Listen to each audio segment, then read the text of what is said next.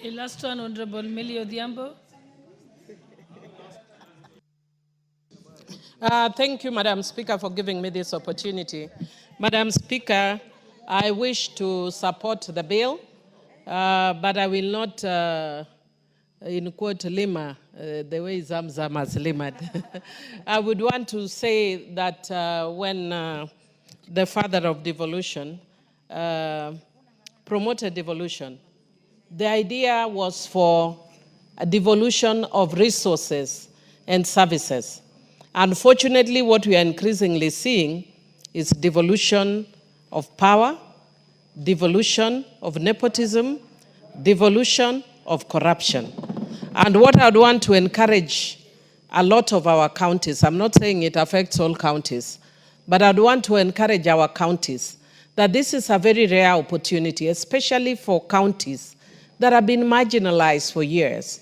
It is a time to transform our own counties. Nobody will transform our counties for us. We have just come from a requiem mass for Honorable Phoebe Asio. And what we have seen is a legacy of a life well lived. When you will die, nobody will bury you with the storied buildings that you have bought, with the cars that you have bought. It is what you have done to transform people's lives. So I want to encourage our governors that do work that will transform lives, that years after you are gone, people can say, the way people say about Tomboya airlifts, that actually resulted in the first black African-American president. Now that is something we can talk about today. But nobody cares about what you can build. If you build a mansion, next year somebody will build another one which is better with a better design. Let us live like birds. Madam Speaker, my father was a politician, an elected politician, and people called him a bird. And I used to wonder why. He was called Odhiambo Winyo. And I wondered why. And over time I've understood why. Because my father never amassed wealth, even though he had the opportunity to do so.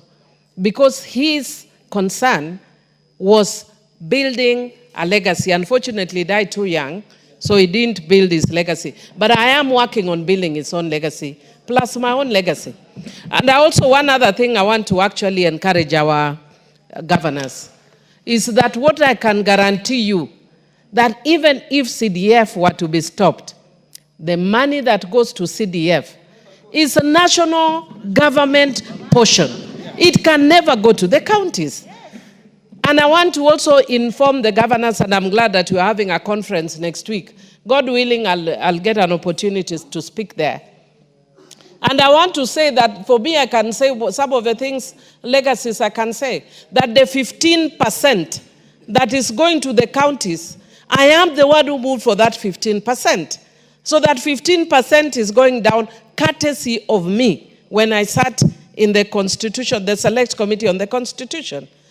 Our party had wanted 40%, but we didn't manage 40%, and it was going to be left open, and I moved an amendment to bring no less than 15%. But that 15%, if you compare with what MPs are getting, or not MPs, but CDF, what we are oversighting under CDF, 0.4%. Really. There is so much that can be done with the resources that go to the county. There is so much. It is actually something that can transform a whole small shopping center to a city. But our focus and our priorities are just lopsided. And I want, therefore, to encourage our governors, stop focusing on the wrong thing, which is fighting NGCDF, that is helping a lot of poor Kenyans. My constituency is a rural constituency.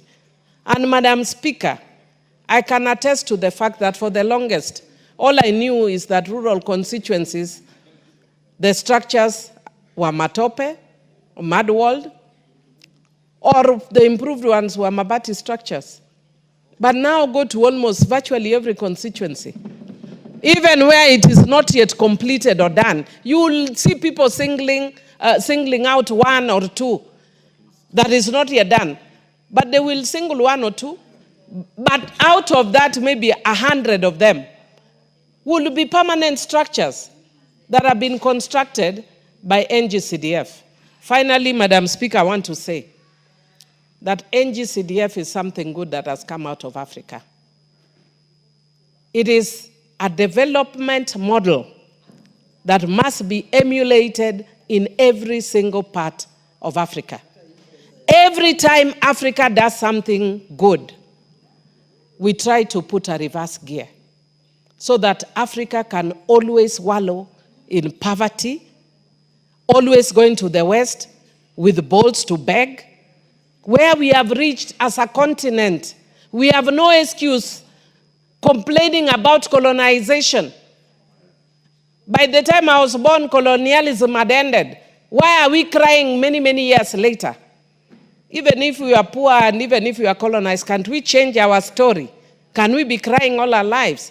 And NGCDF as a model is enabling us to change that story. So we have no reason to attack NGCDF. I'm not telling him off. Thank you, Madam Speaker. I know Honorable Kaluma, my neighbor in Homa Bay, wants me to tell off our advocate. But it is his right to take the matter to court.